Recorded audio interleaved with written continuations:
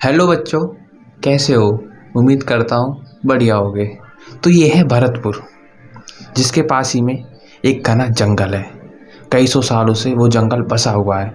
उसी जंगल के अंदर कई हजार साल से एक बाबा तपस्या कर रहा होता है। तभी गांव का एक नशेड़ी बाबा, मानो एक आदमी, उस बाबा के पास पहुंच जाता है और नशे में उसे क्या अनाप शनाप बोलने लगता है। ये क्या ड्रामा लगा रखा है। लोग बैठ जाते हैं, कोई कम धंधा नहीं है। तभी बाबा को गुस्सा आता है और गुस्से में वो एक श्राप देते हैं। जा, मैं तुझे श्राप देता हूँ और इस जंगल को भी, जो भी इस जंगल में आएगा वो मारा जाएगा और कोई भी यहाँ से बाहर निकल के नहीं जा पाएगा। इसके बाबा के इतना बोलते ही पूरे बादल छा जाते हैं और चारों तरफ बिजली कड़कने लगती हैं और वो आदमी वहाँ से गायब हो जाता है। वो जंगल श्रापित हो जाता है। कोई भी जंगल में नहीं जा पाता। गांव में एक रमेश और उसकी पत्नी विमला रहती थी। सुनो जी, मेरे बच्चे को कई साल हो गए शहर जाए, मुझसे उसे मिलने का मन कर रहा है। क्या आप उसे बुला लेंगे?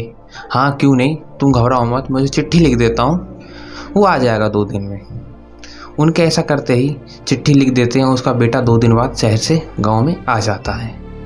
वो दोनों उसे देखकर बड़े खुश होते हैं। तभी माँ उसकी बोलती है, बेटा तू कहाँ था? कोई चिट्ठी नहीं, कोई फ़ोन नहीं, तू तो वहाँ जाके बस ही गया। माँ क्या बताऊँ, काम में इतना बिजी हो गया था, कुछ ख्याल ही नहीं रहा। चलो कोई बात नहीं, अब तो मैं आ गया हूँ ना, आता जाता रहा करूँगा अब, और कुछ साल मैं आपको अपने पास ही रख लूँगा। कुछ दिनों की और बात है। अगले दिन वो गांव के अपने दोस्तों से मिलने जाता है। वहाँ उसे अमन नाम का दोस्त मिल जाता है। अमन उसे देख के बड़ा खुश होता है और बोलता है, यार अतुल, तू तो वहाँ जाके बस ही गया, हमें तो बिल्कुल ही भूल गया। ज़्यादा पढ़ लिख क्या लिया यार, तू तो हमें देखता ही नहीं है, फ़ोन कर रहा कुछ नहीं। अरे भाई ऐसी कोई बात नहीं है, काम ही इतना बिजी रहता हूँ, क्या बताऊँ, सोच रहा हूँ वहीं जाके बस जाऊँगा, गाँव छोड़ ही देता हूँ। चल छोड़, कोई बात नहीं, और सुना। कुछ नहीं भाई, बस चल रहा है यार सब तेरे भी नसीब। तभी अतुल गांव के बारे में पूछता है और अमन उसे बताता है कि गांव में एक जंगल श्रापित हो गया है।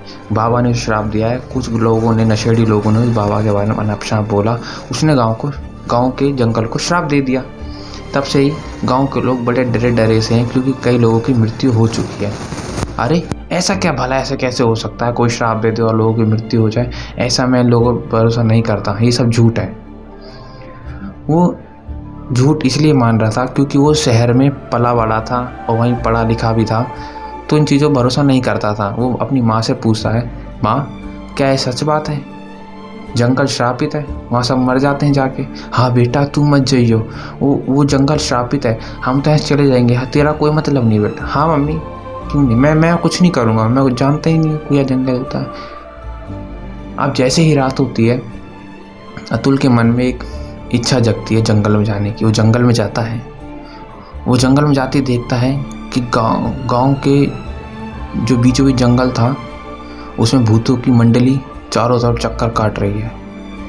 वो आपस में बातें कर रहे होते हैं, चिल्ला रहे होते हैं। तभी उनमें से एक प्रेत आत्मा उसके पास आती है और बोलती है, तू भी मरेगा, मरेगा, तू भी मरेगा, इस जंगल जब तू नहीं जा सकता बाहर निकल के।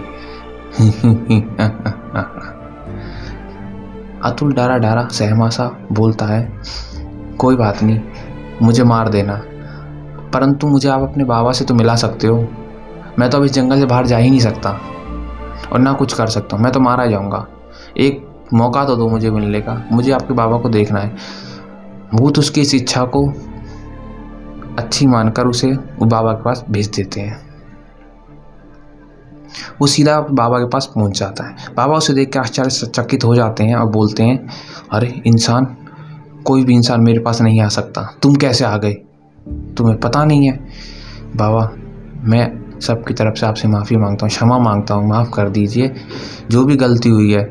लोग बेघर हो गए हैं, लोगों के परिवार वाले मर रहे हैं, कोई भी जंगल में नहीं आ पा रहा है, जो आ रहा है वो मर रहा है।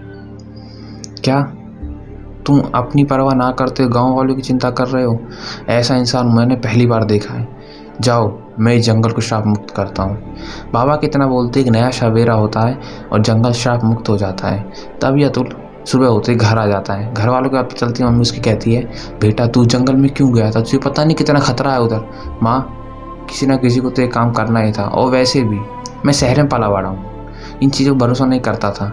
आज मैंने अपनी आंखों से देख लिया सब कुछ। अब सभी लोग गांव के उस जंगल में बिना डरे जा सकते थे क्योंकि वो जंगल श्राप मुक्त हो चुका था। तो बच्चों, बड़ों की बात मान लेनी चाहिए। और आपको वीडियो अच्छी लगी तो वीडियो को लाइक, चैनल को सब्सक्राइब जरूर कर दें। Thanks for watching.